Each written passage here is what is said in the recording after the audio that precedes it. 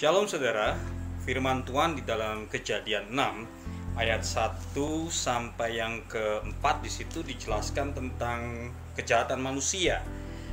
Dan di situ juga ditulis bahwa anak-anak Allah, dalam hal ini adalah malaikat yang keluar dari singgasananya, melihat anak-anak perempuan manusia itu cantik-cantik. Ayat yang kedua, lalu mereka mengambil istri ya dari antara perempuan-perempuan itu. Kemudian saudara bisa baca selanjutnya, di sana dikatakan ketika anak-anak Allah menghampiri anak-anak perempuan manusia dan perempuan-perempuan itu melahirkan anak-anak bagi mereka, inilah orang-orang yang gagah perkasa di zaman purbakala, orang-orang yang kenamaan. Anak-anak Allah, malaikat yang jatuh, yang keluar dari singgasana menghampiri anak-anak manusia, perempuan-perempuan, lalu melahirkan anak-anak raksasa. Kenamaan dalam bahasa aslinya adalah Nephilim. Ya, itu dia.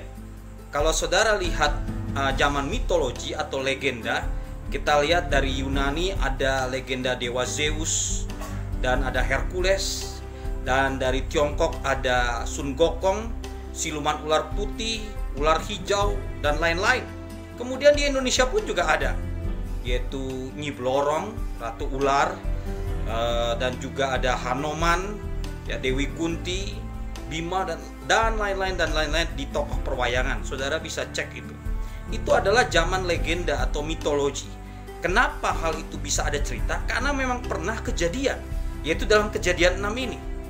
Anak-anak Allah, malaikat, ya, bersetubuh dengan anak-anak manusia. Lahirnya ya sesuatu yang ajaib. Ini adalah tujuan iblis untuk menggagalkan rencana kelahiran Mesias.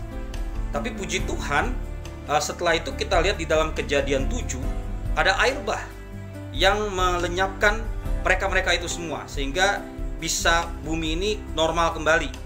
Kalau nggak normal itu, raksasa-raksasa di sana sini itu ada, dan itu buktinya memang tertulis di dalam relief-relief, ada di gua, ada di batu-batu. Itu benar tentang gambar raksasa dan orang kecil, itu benar terjadi.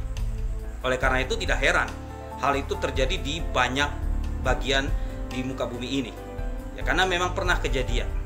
Untuk itu kita harus berpaut, karena zaman akhir akan terjadi seperti zaman Nuh.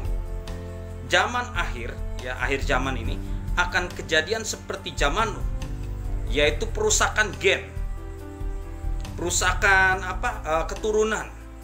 Ini banyak terjadi zaman Lot dan zaman Nuh. Salah satunya zaman Nuh ya ini, tentang raksasa-raksasa, atau kalau sekarang mungkin bukan raksasa tetapi cloning hewan itu sudah ada. Nah, tidak mustahil sudah terjadi cloning manusia. Kita nggak tahu. Manusia pengen melebihi Allah. Nah, ini yang Allah nggak suka. Ini tanda-tanda akhir zaman, dan kita sudah hidup di akhir zaman. Oleh karena itu kita harus berjaga-jaga dan waspada untuk berpegang erat pada firman Tuhan, karena hanya firman Tuhan perlindungan kita. Virus kita sudah lihat, ini tanda salah satu kesusahan di akhir zaman. Tetapi ada tanda-tanda lain yang kita juga belajar di sini. Mari kita terus berpegang teguh pada firman Tuhan, agar kelak ketika Tuhan datang, kita diangkat menyongsong Tuhan di angkasa, tidak melalui kematian. Tapi kalaupun Tuhan belum datang, kita harus melalui kematian.